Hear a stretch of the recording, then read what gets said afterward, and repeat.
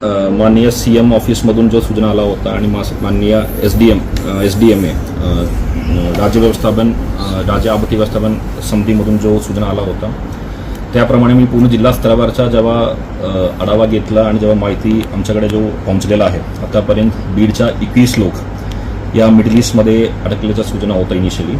यापैकी 8 लोक हे कामानिमित्त गेलेलो होता आणि 13 लोक हे पर्यटक होता आणि 8 लोक जो कामानिमित्ताने त्या ठिकाणी आहे तो परत येणार नाही आहे. पण सर्व ठिकाणी आमचे 21 लोक सेफमध्ये आहे. आमच्या डिस्ट्रिक्ट डिझास्टर मॅनेजमेंट ऑफिसर स्वतः त्यांच्यासोबत संपर्कमध्ये आहे. उर्वरित 13 लोक जो परत यायचे आहे पर्यटक त्यापैकी ऑलरेडी 5 लोक पोहोचलेला आहे परत भारतात आणि उर्वरित 8 पैकी आमच्या 3 लोकांचे तिकीट बुकिंग ऑलरेडी कन्फर्म्ड आहे आणि उर्वरित 5 लोकांच्या तिकीट बुकिंगच्या प्रक्रिया चालू आहे.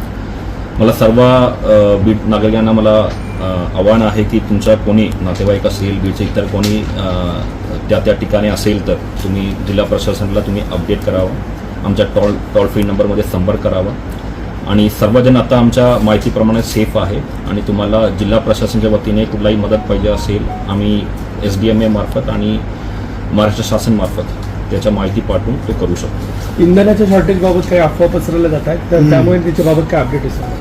ज्या अफवा आहे त्यामध्ये विश्वास ठेवू नका.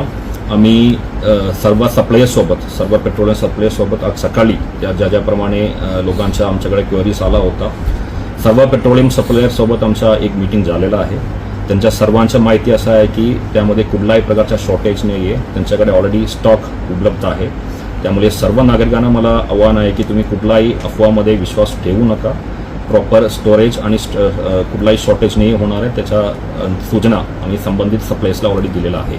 सर, जिल्ह्यात 10वी आणि 12वीच्या परीक्षेत कॉपी मुक्त अभियान प्रभावीपणे राबवण्यासाठी तुम्ही स्वतः लक्ष दिलं होतं. 12वीच्या परीक्षा जवळपास झाल्यात परंतु 10वीच्या सुरू आहेत आणि या परीक्षांमध्ये अद्यापही गैरप्रकार लक्षात येतात. अनेक ठिकाणी CCTV बंद करून किंवा झूम ॲप बंद करून कॉप्या पुरवल्या जातात विद्यार्थ्यांना. तसे काही व्हिडिओ देखील समोर आले. पुन्हा एकदा आढावा घेऊन तुम्ही कारवाई करणार नाही. तसं कुठल्याही प्रकारच्या प्रकरण आमच्या समोर आला तर 100% कारवाई करणारच आहे. आम्ही खूप चांगल्या पद्धतीने आमच्या सिस्टम या कॉपीमुक्त अभियानासाठी सेट केलेला आहे.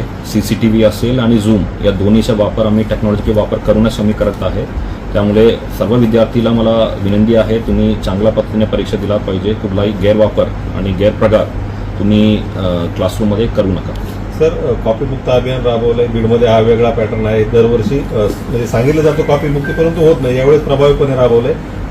गुणवत्ता वाढीसाठी शाळा सुरू झाल्यानंतर 10वी आणि 12वीच्या महाविद्यालयांमध्ये काही विशेष मोहीम राबवणार आहे तसं काही विचार आहे का प्रशासनाकडून? कारण बहुतेक आपण 12वीचे जर विद्यालय बघितलं तर त्या ठिकाणी अनुपस्थिती असते. बहुतेक विद्यार्थी ट्युशनला असतात.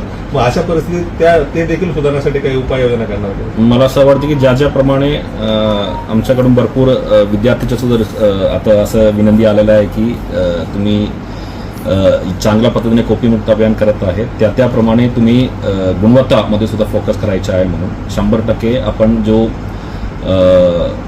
FLN म्हणजे बेसिकली आपण फाउंडेशनल न्यूमरसी आणि लिटरसी म्हणतात त्याचा चांगल्या पद्धतीने वापर आणि विद्यार्थीच्या गुणवत्ता चांगल्या करण्यासाठी